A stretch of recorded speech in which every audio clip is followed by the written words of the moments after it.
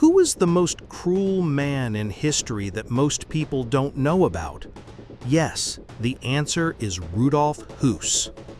History knows many names that have become symbols of cruelty: Hitler, Stalin, Pol Pot. But behind their shadows, there is one name rarely heard, but with no less blood on his hands: Rudolf Höss. He wasn't a masterful orator like Hitler, nor a cunning politician like Stalin. But behind his calm facade and composed demeanor lurked one of the most effective killing machines ever. As commandant of the Auschwitz concentration camp, Höss was responsible for the slaughter of over 1 million people. What makes him so terrifying is not just the number of victims, but how he lived through it. Höss wasn't a cruel-looking monster. He was a father of 3, a husband who ate breakfast with his family every morning, then casually left for work, to the place where thousands of people were marched to their deaths.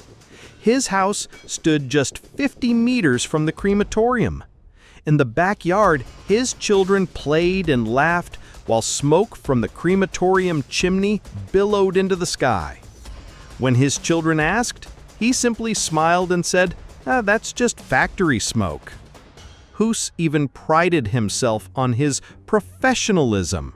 He introduced Zyklon B, a poison that killed more quickly than carbon monoxide, he said, so the victims wouldn't suffer too long, as if he were showing compassion.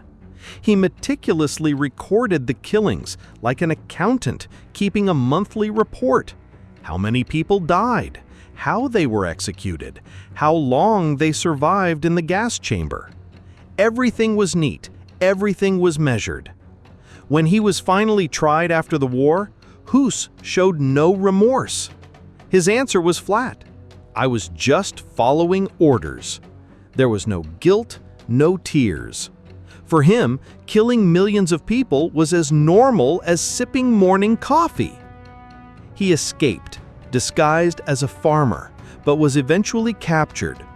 While awaiting execution, he wrote a memoir, not to apologize, but to document his achievements at Auschwitz. In 1947, Rudolf Höss was hanged right next to the crematorium where he sent millions of people to their deaths. There's an irony there. The very machine of death ultimately became the silent witness to the downfall of the accountant of death. Höss's story is a warning we must never forget: that the greatest crimes are often committed not by monsters from fairy tales, but by ordinary people who choose to become monsters, convincing themselves they are just doing their job.